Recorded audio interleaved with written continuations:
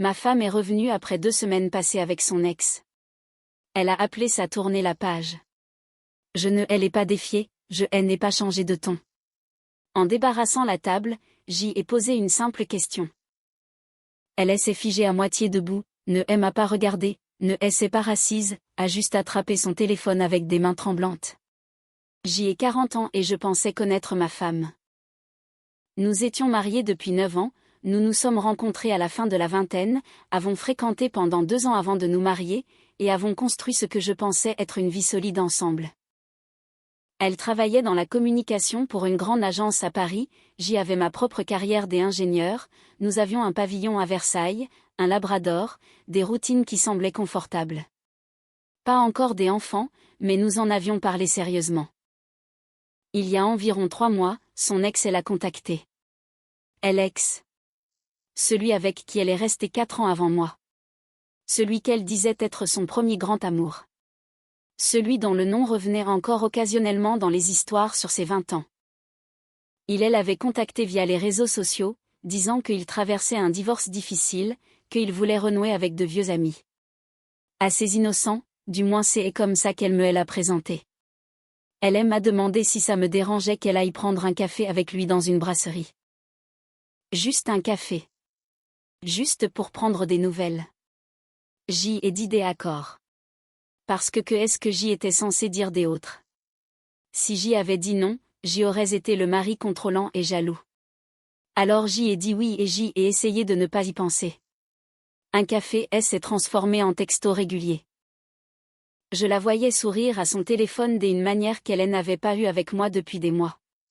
Quand je l'interrogeais, elle disait qu'il discutait juste, de vieux souvenirs, rien de sérieux. Puis est venue la demande qui a tout changé. Il a vraiment du mal avec son divorce, a-t-elle dit un soir alors que nous nous préparions à nous coucher. Il m'a demandé si je serais prête à passer du temps avec lui pour l'aider à digérer les choses car il n'a personne d'autre. Passer du temps avec lui, comment ai-je demandé? Il veut faire un voyage, retourner sur la côte bretonne là où nous allions quand nous étions étudiants.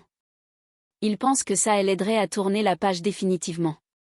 J'y ai arrêté de me brosser les dents. Un voyage. Juste un week-end, peut-être une semaine. Il a besoin de soutien. Et il veut que son ex-petite amie lui apporte ce soutien pendant qu'il divorce. N'est pas comme ça. Et comment alors? C'est pour tourner la page pour nous deux. Nous n'avons jamais vraiment fini les choses proprement à l'époque. Ça s'est juste éteint. Il pense que si nous pouvons retourner là-bas, avoir de vraies conversations, nous pourrons tous les deux aller de l'avant. Tu veux faire un voyage de 2 semaines avec ton ex-petite amie pour tourner la page. Quand tu le dis comme ça sonne mal. Comment devrais-je le dire autrement? Elle s'est assise sur le bord du lit. J'y ai besoin de ça. Je ne savais pas à quel point j'y avais encore des choses non résolues avec lui jusqu'à ce que nous recommencions à parler. Ça nous affecte, notre mariage, je peux le sentir. Notre mariage allait très bien jusqu'à ce qu'il réapparaisse. Est-ce qu'il allait si bien que ça? Sois honnête. Ça m'a coupé l'herbe sous le pied. Parce qu'elle avait raison d'une certaine manière. Les choses étaient confortables, peut-être trop. Peut-être que nous nous laissions porter par le quotidien, mais je ne pensais pas que la solution était qu'elle s'enfuie avec un ex. Combien de temps ai-je demandé? 2 semaines. 2 semaines. Il veut vraiment prendre le temps de tout mettre à plat. Et tu as accepté. Je lui ai dit que je devais aborder en parler, mais oui, je veux y aller. J'y ai besoin d'y aller. Je pense que ça nous aidera à y voir plus clair, à comprendre ce que je veux vraiment. Cette dernière phrase est restée suspendue dans l'air comme un poison. Ce que tu veux vraiment. Tu n'es plus sûr. Je dis que j'y ai des choses à régler, et je ne peux pas le faire tant que je suis ici, vivant notre vie habituelle. J'y ai besoin d'espace. Nous nous sommes disputés pendant 1 heure encore. J'y ai dit que c'était de la folie pure. Elle a dit que j'y étais paranoïaque. J'y ai dit qu'elle demandait la permission d'avoir une liaison. Elle a dit que je transformais tout de façon malsaine. Encore et encore jusqu'à l'épuisement. À la fin, je n'ai pas dit oui, mais je n'ai pas crié non plus. Je me suis murée dans le silence, et elle a pris cela pour une validation. Elle est partie 3 jours plus tard, a fait une grosse valise, elle m'a embrassée sur la joue comme si elle partait pour un séminaire professionnel à Lyon, et a pris sa Peugeot pour elle s'en aller. La première semaine a été un calvaire. Elle envoyait des SMS brefs. Bien arrivé. Le temps est gris mais c'est beau. On discute beaucoup. Rien de concret. Rien qui me rassure sur ce qui se passait là-bas dans ce gîte au bord de l'eau. J'y ai essayé de m'occuper, je suis allée au bureau, je suis rentrée, j'y ai sorti le chien en forêt, j'y ai regardé des films sans les voir. Les amis demandaient où elle était passée. J'y ai inventé une histoire de famille en province. Je n'allais pas dire que ma femme était en lune de miel de rupture avec son ex. Au 10e jour, le silence est devenu total. Plus rien pendant 3 jours. J'y ai appelé 2 fois, je suis tombée sur sa messagerie. J'y ai envoyé un message pour savoir si elle était encore en vie. Pas de réponse. Le 13e jour, un seul message est tombé. Je rentre demain soir. Il faut qu'on parle. Elle a franchi la porte à 18h30 un mardi. Bronzée par le vent marin, détendue, paraissant plus en paix que je ne l'avais vue depuis des années. Elle m'a pris dans ses bras, et je suis restée là, les bras le long du corps. C'était comment ai-je demandé? Bien. Vraiment constructif. Je suis contente d'y être allée. Tu as tourné la page. Je pense que oui. Elle n'a pas donné plus de détails, a juste commencé à vider sa valise, rangeant ses pulls dans l'armoire comme si elle revenait d'un simple déplacement professionnel, et non de 15 jours avec un homme que j'y avais imaginé dans son lit chaque nuit. Est-ce qu'on va en parler? Ai-je insisté. Laisse-moi atterrir un peu. Je suis vannée. Elle a pris une douche, a mis une tenue décontractée et est descendue. J'y avais préparé le dîner, des pâtes à la bolognaise toutes simples, et nous nous sommes assis face à face. Alors raconte-moi ce voyage. C'était ce dont j'y avais besoin pour avancer. On a vidé notre sac. J'y ai compris pourquoi notre histoire s'était terminée à l'époque. Pourquoi c'était inévitable. Et maintenant? Et maintenant j'y vois clair sur mes désirs. Mon cœur a loupé un battement. C'est à accent grave dire. Je veux que notre mariage marche. Je le sais maintenant. Être avec lui m'a fait réaliser la valeur de ce que j'y ai avec toi. J'y aurais dû être aux anges. Au lieu de ça, j'y avais un goût de cendre dans la bouche. Être avec lui. Passer du temps, dormir sous le même toit, tu vois ce que je veux dire. Est-ce que je le vois vraiment? Elle a tendu la main vers moi sur la table. J'y ai esquivé pour prendre mon verre d'eau. Sa main est restée seule un instant avant qu'elle ne la replie. Je sais que c'est particulier comme démarche, mais je suis franche. J'y avais besoin de ce choc pour être sûre, et maintenant je suis là. Je nous choisis. Nous avons mangé sans dire un mot. J'y essayais de savoir si je pouvais vivre avec ça. Est-ce que tu as couché avec lui? Ai-je fini par lâcher? Est-ce que c'est vraiment la question primordiale? Oui. Je ne pense pas qu'on doive s'attarder sur le charnel. Ce qui compte, c'est notre futur. Ce n'est pas une réponse. Je ne vais pas te donner une réponse qui va te hanter et te faire du mal inutilement. Mais c'est arrivé. Elle s'est tue. Elle a fixé ses pattes. Je me suis levée pour débarrasser. Elle m'a imité en ramassant son assiette. Nous avons fonctionné comme des automates dans la cuisine. Elle au lavage, moi à l'essuyage. Un balai qu'on avait répété des milliers de fois. En rangeant une assiette dans le placard du haut, j'y ai posé la question qui me brûlait les lèvres depuis son retour. Est-ce qu'il n'était pas en train de divorcer? Ai-je dit d'un ton glacial. Est-ce qu'il était libre et disponible? Est-ce que tu serais revenu ici ce soir? Elle s'est figée nette. À moitié courbée devant le lave-vaisselle. Elle ne m'a pas regardé. Elle n'a pas bougé. Elle est restée comme ça, pétrifiée, une main sur la grille des verres. Puis ses mains ont commencé à trembler violemment et elle a cherché son téléphone. Que est-ce que tu fais? Ai-je demandé. Je dois appeler quelqu'un. Qui ça? Ma sœur. J'y ai besoin de lui parler. Réponds à ma question dès abord. Elle s'est redressée, le téléphone crispé entre ses doigts. Ce n'est pas une question honnête. C'est une supposition qui ne change rien à la réalité. Ça change absolument tout. Réponds. Je suis là devant toi, non. Je suis revenu. Parce qu'il n'est pas prêt. Parce qu'il est en plein divorce et qu'il t'a sûrement dit qu'il n'était pas des attaques pour une nouvelle vie maintenant. Réponds-moi. Est-ce qu'il t'avait dit je t'aime, reste avec moi, est-ce que tu serais dans cette cuisine en train de laver des assiettes avec moi? Son visage s'est effondré. Je ne sais pas. Tu ne sais pas. Je suis perdu. Je pensais avoir trouvé mes réponses là-bas, mais tes questions me remettent dans le flou. Tu es dans le flou parce que la vérité est moche et que tu ne veux pas l'assumer. Ce n'est pas juste de dire ça. Tu as passé 15 jours avec ton ex, tu as couché avec lui, tu as replongé dans vos souvenirs et tu es revenu parce que ça n'a pas abouti de son côté. Pas par choix délibéré pour moi. Parce qu'il n'était plus une option viable. Et tu maquilles ça en voyage spirituel pour sauver notre couple. Tu tords la réalité. Est-ce que je la tords vraiment? Prouve-moi le contraire. Dis-moi qu'il t'a supplié de rester et que tu as dit non par amour pour moi. Dis-le-moi. Elle est restée muette.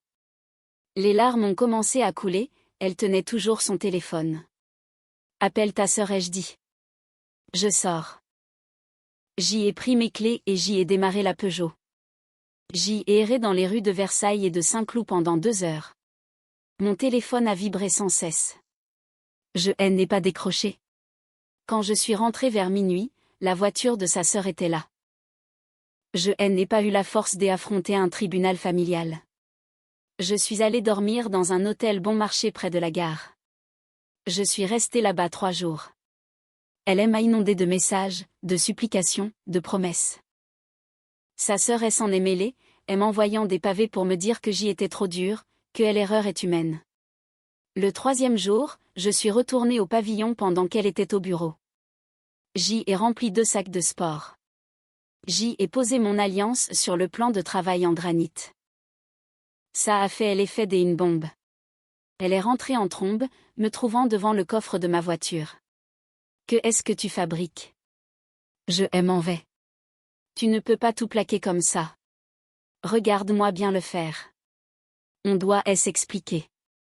Il n'y a plus rien à expliquer. Tu as choisi ton camp là-bas. Tu es juste blessé que ça ne se soit pas passé comme tu l'imaginais. Ce n'est pas la question. Alors c'est quoi la vérité? Dis-moi enfin ce qui s'est réellement passé en Bretagne. Elle m'a fixé, la bouche tremblante. Nous étions ensemble, a-t-elle fini par avouer. Pas chaque seconde, mais oui, nous avons vécu comme un couple. Et j'y ai cru qu'on pouvait recommencer à zéro, mais il m'a dit qu'il n'était pas prêt. Qu'il avait besoin de temps pour lui, pour son divorce. Il a dit qu'on verrait dans 1 an, si on était encore libres tous les deux. Il t'a mise sur le banc de touche. Quoi? Il t'a mise en réserve. Il t'a mise en attente. Et tu es revenu à la maison parce que tu ne voulais pas te retrouver seul à attendre son bon vouloir. Non. Je suis revenu parce que ma place est ici. Tu l'as compris uniquement après avoir été conduite. Pas avant. Pas pendant que tu étais dans ses bras. Après. Elle s'est effondrée en sanglots. J'y ai fait une connerie monumentale. Je le sais, mais je suis là pour essayer de réparer, et tu ne me laisses aucune ouverture. Une ouverture. Tu as pris 2 semaines pour lui donner sa chance à lui. 2 semaines où j'y ai crevé de doute ici. Et j'y avais raison sur toute la ligne. La seule raison pour laquelle tu pleures devant moi, c'est parce qu'il t'a dit non. Et tu voudrais que je l'accepte. Je t'aime, Julien. Non. Tu aimes ton confort. Tu aimes avoir une bouée de sauvetage quand tes fantasmes s'écroulent, mais ce n'est pas de l'amour. Pas celui qu'un mari mérite. Je suis montée au volant. Elle a agrippé la portière. Ne pars pas comme ça. On peut voir un thérapeute. On peut s'en sortir. Lâche cette porte. Non. Je ne te laisserai pas partir. Tu t'es bien autorisé à partir 2 semaines sans te soucier de moi. Je pars le temps qu'il faudra. J'y ai tiré fort sur la poignée, fermé la porte et mis le contact. Elle est restée sur le trottoir, seule, alors que je m'éloignais. J'y ai squatté chez un collègue pendant une semaine. Le harcèlement n'a pas cessé. Ces messages sont passés de la tristesse à la colère noire, puis au désespoir total. Sa mère m'a appelé, son père aussi, pour me dire que je gâchais 9 ans de vie commune pour une simple incartade. Une incartade. Comme si elle s'était trompée de direction, pas comme si elle avait vécu une vie parallèle avec un autre pendant 15 jours. Le 8e jour, j'y ai contacté un avocat. Il a été très clair. Ce serait pénible financièrement mais tout à fait possible. On avait la maison, des comptes joints. Ça prendrait du temps. Je n'ai pas signé tout de suite. J'y avais besoin de digérer. Est-ce que je voulais vraiment en finir? Une partie de moi hurlait que oui, par dignité. Une autre partie, celle qui se rappelait nos vacances, nos rires, nos projets, hésitait encore. Au 12e jour, elle a débarqué chez mon collègue. Je ne sais pas comment elle a eu l'adresse. On doit se parler, a-t-elle dit sur le palier. Je ne crois pas, non. Juste 30 minutes. Et s'il te plaît. J'y ai cédé. On s'est assis dans le petit salon. Elle a tout déballé.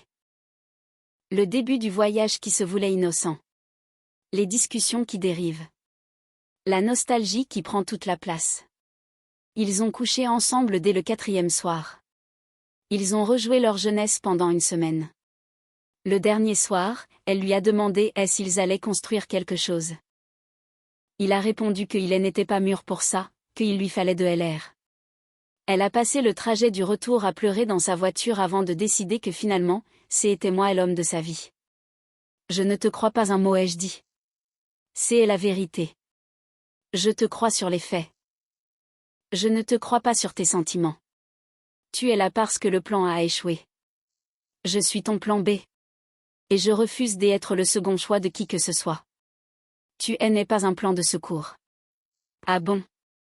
De mon point de vue, tu as déserté ton mariage pour tester un ex. Ça a foiré.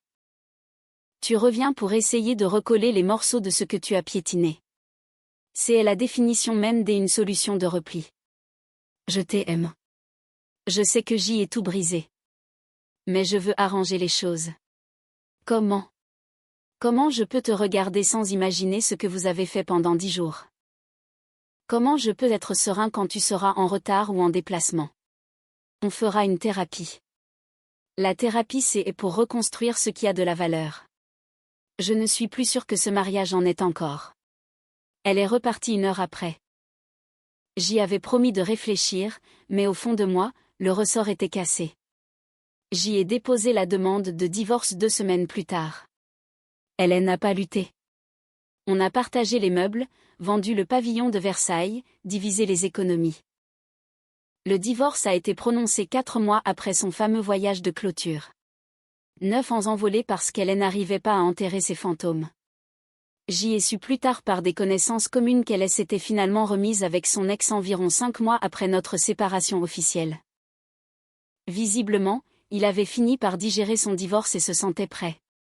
Ils ont tenu 6 mois avant de se séparer pour de bon. Les mêmes problèmes qu'autrefois ont ressurgi. Elle a tenté de me recontacter après ça. Un long mail pour me dire qu'elle avait gâché sa vie, qu'elle réalisait seulement maintenant ce qu'elle avait perdu, qu'elle avait appris de ses erreurs. Je n'ai pas répondu. Parce que j'y ai appris une leçon fondamentale. Certaines personnes ont besoin de tout brûler autour d'elles pour comprendre ce qu'elles veulent vraiment. Et des autres, comme moi, doivent simplement les laisser faire et tracer leur propre route. J'y aurais pu pardonner, j'y aurais pu me battre. Mais cette question que j'y ai posée dans la cuisine m'a donné la seule réponse qui importait. Elle s'est figée parce qu'elle savait. Et s'il avait dit oui, elle ne serait jamais revenue vers moi. Et je refuse de passer le restant de mes jours à être celui qu'on choisit par défaut. J'y ai 40 ans. Je suis divorcée. J'y habite un appartement plus petit à Boulogne et je repars de zéro. Mais je ne suis plus le plan B de personne. Et honnêtement, ce sentiment de liberté vaut bien mieux que tout ce que j'y ai vécu durant la dernière année de mon mariage. Elle voulait tourner la page avec lui. C'est finalement elle qui m'a aidé à tourner la mienne. C'est un juste retour des choses. Cette histoire nous rappelle cruellement que la confiance n'est pas un acquis mais un équilibre fragile qui peut s'effondrer en un instant. Le concept de tourner la page est souvent utilisé comme une excuse pour explorer des désirs inavoués sans en assumer les conséquences. Dans ce récit, le protagoniste Julien fait preuve d'une grande force de caractère en refusant d'être un second choix. Il est facile de succomber à la nostalgie, mais le passé appartient au passé pour une raison. Le véritable amour ne demande pas de comparaison ou de test grandeur nature chez un ex-partenaire. En acceptant de laisser partir sa femme, Julien ne perd pas seulement un mariage de 9 ans, il gagne son respect personnel et sa liberté. C'est une leçon sur la valeur de soi, il vaut mieux être seul et recommencer de zéro que de vivre dans l'ombre d'un regret ou d'être la solution de secours d'un conjoint indécis. La sincérité est la base de tout couple solide, et une fois que cette base est brisée par un mensonge émotionnel aussi profond, la reconstruction est souvent illusoire. Et vous, que auriez-vous fait à la place de Julien? Auriez-vous accepté de suivre une thérapie de couple pour tenter de sauver ces 9 années de mariage ou auriez-vous agi de la même manière en fermant définitivement la porte dès le retour de ce voyage? Partagez votre avis en commentaire.